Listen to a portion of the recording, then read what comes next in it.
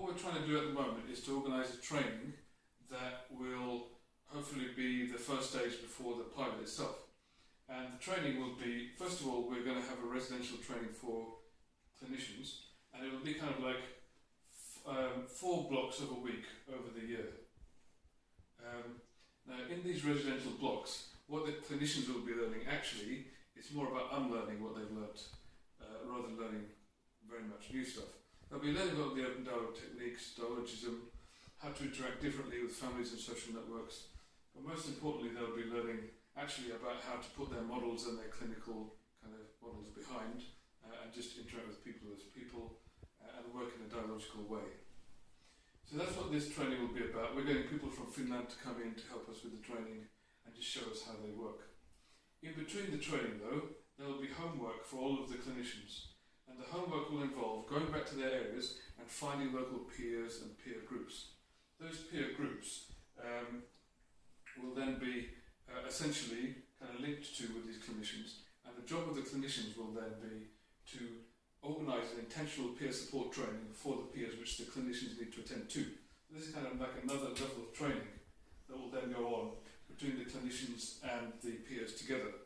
So they all learn the kind of mindset, the methodology, the philosophy of intentional peer support, which will then go on kind of in the localities. Because this is going to be kind of somewhere in the middle of the country, people travelling quite far, but these will then occur in different localities, these intentional peer support trainings. And so clinicians and clients will come together and work on this training. When they do that, when all of that finishes, then what you should get at the end of the training is essentially kind of like a joint service with a couple of levels, but that's also fairly integrated. So you'll have like the team of clinicians working together with a team of peers. And what will happen then is that when calls come in, the clinicians will take the calls, and then if the actual referrals aren't too acute, then they may then start to hook them up with peers who will then go and work with those individuals on a one-to-one basis. And if a crisis is taking place, then the clinicians may get involved in actually holding these dialogical open dialogue meetings with the friends and social network. So that will be in place for a bit more high-intensity stuff, for crisis stuff, but otherwise the peers can be working one-to-one with other people. The peers will also be involved in some of these social network meetings if there isn't much of a social network around the client at the time.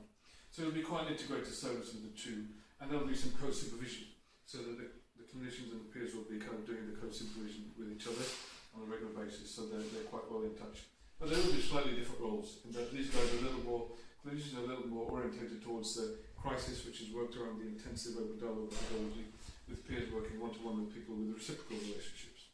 But there's a lot of crossover, and there's a lot of kind of co-learning through the whole process.